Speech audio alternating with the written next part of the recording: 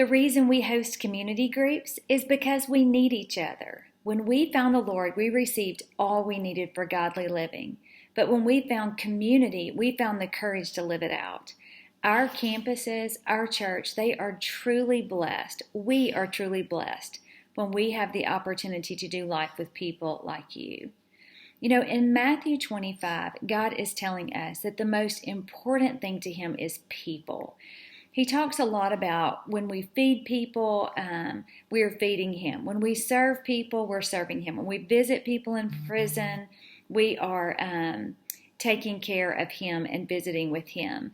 And so it's really a clear indication of what we're supposed to be doing on this side of heaven.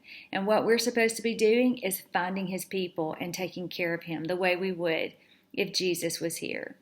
I think the worst thing that could happen at Desperation Church is that we become a church full of strangers, full of people that we don't know. What we want is to be a church filled with family. So as we're kicking off the first of our 6-week community group, or you may be in the middle of your 13-week freedom group, it's really important to find people to bring alongside of you. We don't want to be a church full of strangers, full of faces. We want to be a church filled with family. So the way that we do that is we've got to make strangers our family. And to do that, you have to meet them. So for this first full week of community groups, I want to challenge you.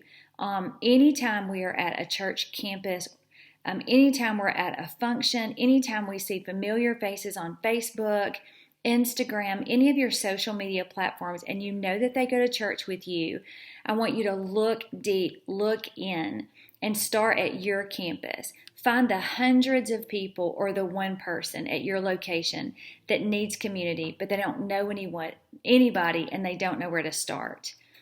They don't have to know where to start. We know where to start. We pull them into our community group. We make sure that when we walk into a room, people know that they are loved and accepted. So as week 1 kicks off, my challenge to you is to find the people at your campus, find the people at Converge, find the people on Facebook, grocery store, ball games, wherever you see them. And if you know that they go to church with us, bring them into your community group. It's so important. We do not want to be a church full of people, full of strangers. We want to be known as a church full of families. And we do that by looking in our campuses and inviting anybody that we see into our community.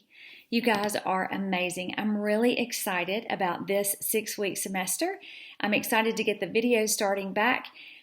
Your spiritual component is on this video email, so be sure to share it. We don't want to just have supper clubs. If you're not doing a Bible study, there's a spiritual component that you need to be reading at some point in your group. It is entirely up to you when you read it. You can read it before food, after food. You can read it to close the night. It doesn't matter. But we've provided this quick devotion for you so that leading is easy.